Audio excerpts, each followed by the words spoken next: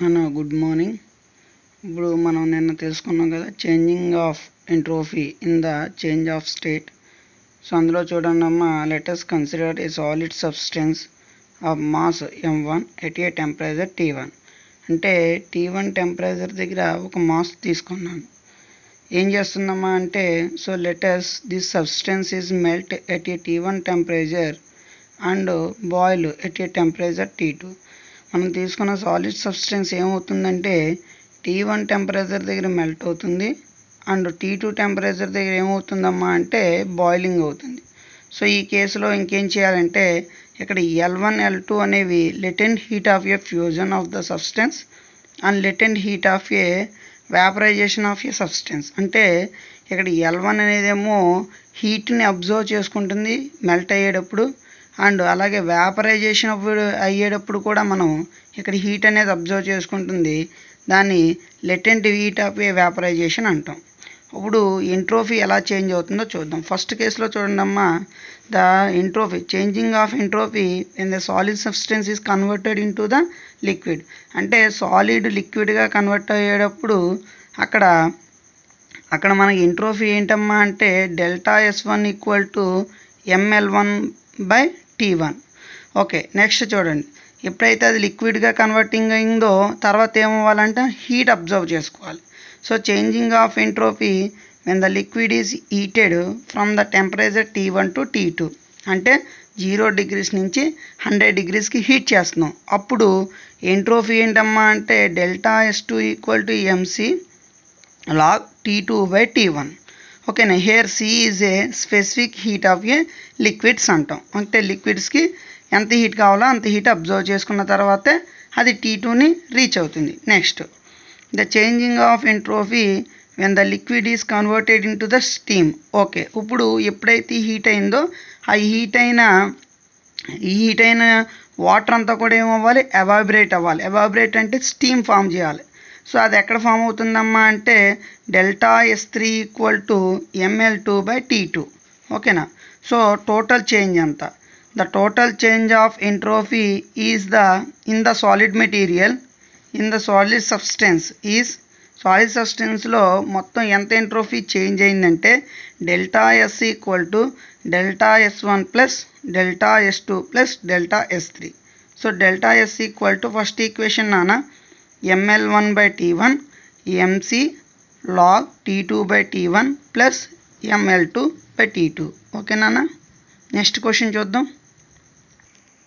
ఓకేనా, నెక్స్ట్ చూడండి, the changing of entropy in a ideal గ్యాస్లో ఎలా చేంజ్ అవుతుందో చూడండి.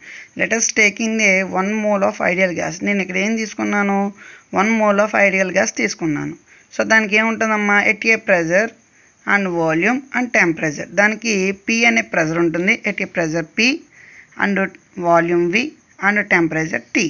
Okay, so if dq amount of heat is added, అంటే మనం ఇక్కడ తీసుకున్న గ్యాస్కి dq హీట్ అనేది యాడ్ చేస్తే అప్పుడు ఏమవుతుంది, ఎంట్రోపీ అనేది చేంజ్ అవుతుంది. The changing of entropy is given by the ds equal to dq/T అని రాస్తాం. ఓకే, నాకేం తెలుసు, ఫస్ట్ లా ఆఫ్ థెర్మోడైనమిక్స్ నుంచి dq equal to du plus dw అని తెలుసు. ఇక్కడ dq అంటే ఏంటమ్మా అంటే మనం సిస్టమ్కి ఇచ్చిన హీట్ ఎనర్జీ, మరి du అంటే ఏంటి, internal energy of A system, and dw అంటే work done on the system, అంటే జరిగిన work. Okay, so now dq equal to CVDT plus PdV. అంటే duని ఎలా రాసాం, CVDT కింద రాశాను, dwని ఎలా రాసాం, PdV కింద రాశాను. ఓకే, కింద చూద్దాం రండి. dq equal to CVDT plus RT/V అని రాశాను. ఎందుకు, మనకి ఐడియల్ గ్యాస్ ఈక్వేషన్ ఏముందమ్మా, ఐడియల్ గ్యాస్ ఈక్వేషన్ ఏంటమ్మా అంటే PV ఈక్వల్ టు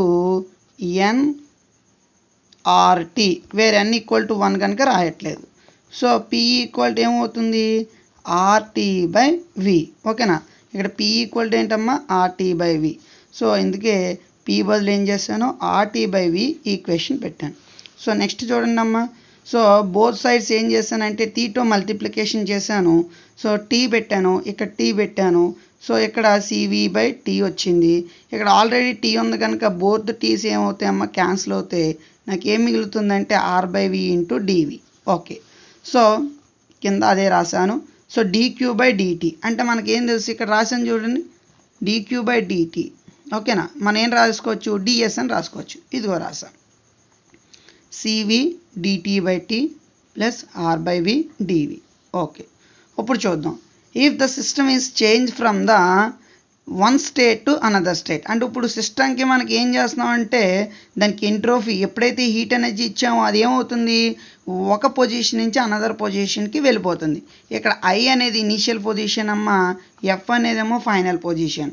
సో ఎప్పుడైతే అలా చేంజ్ అయిందో హీట్ ఇవ్వడం వల్ల మనకి ఇక్కడ ఎంట్రోఫీ కూడా చేంజ్ అవుతుంది. The changing of entropy given by the entropy ఎలా చేంజ్ అవుతుందంటే ఇక్కడ చూడండి, ఇంటిగ్రేషన్ చేస్తే డెల్టా ఎస్ వస్తుందమ్మా.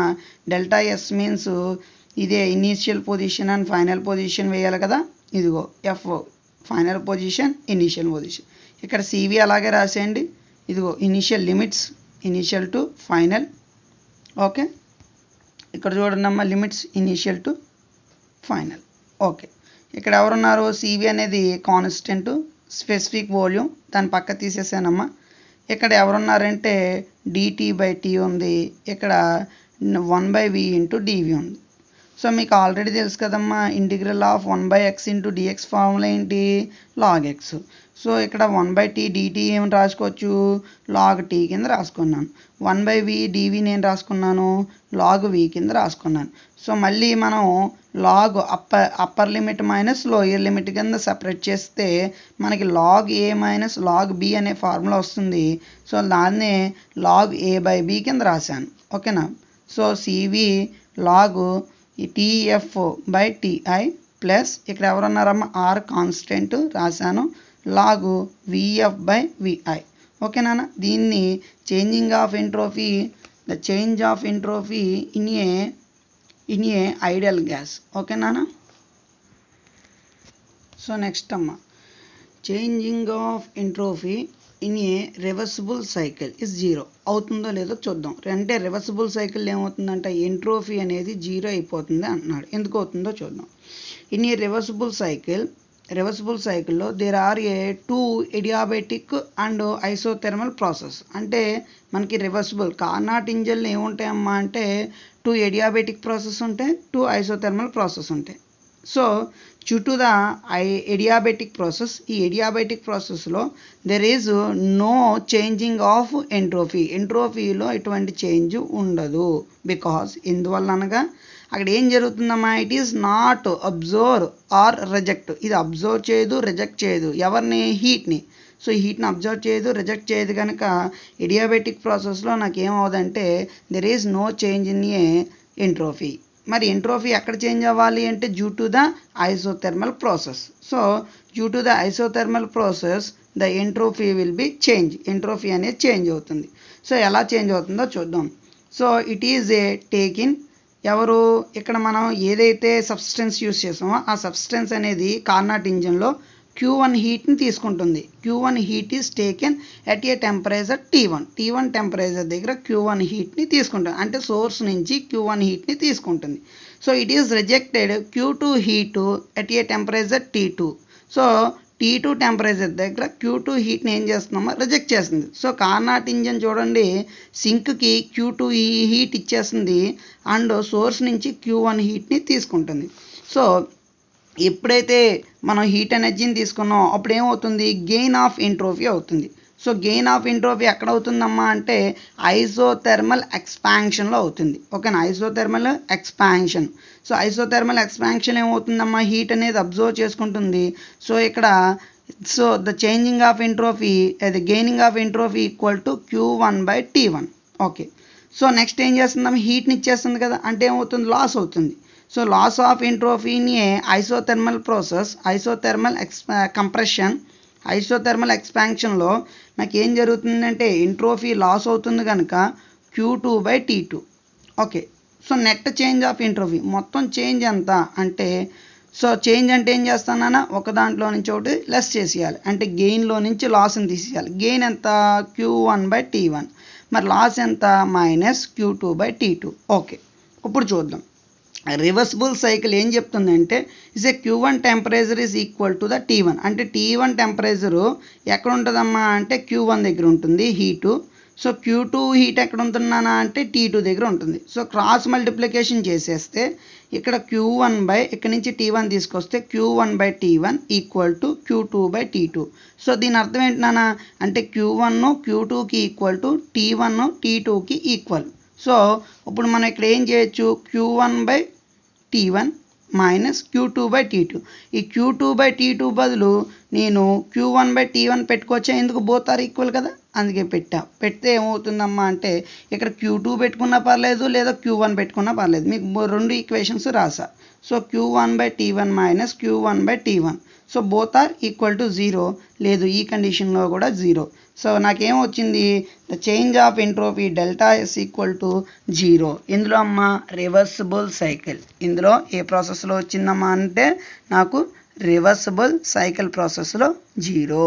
ఓకే నాన్న, క్లోజ్ నాన్న. ఓకే, టుమారో డిస్కస్ చేసుకుందాం.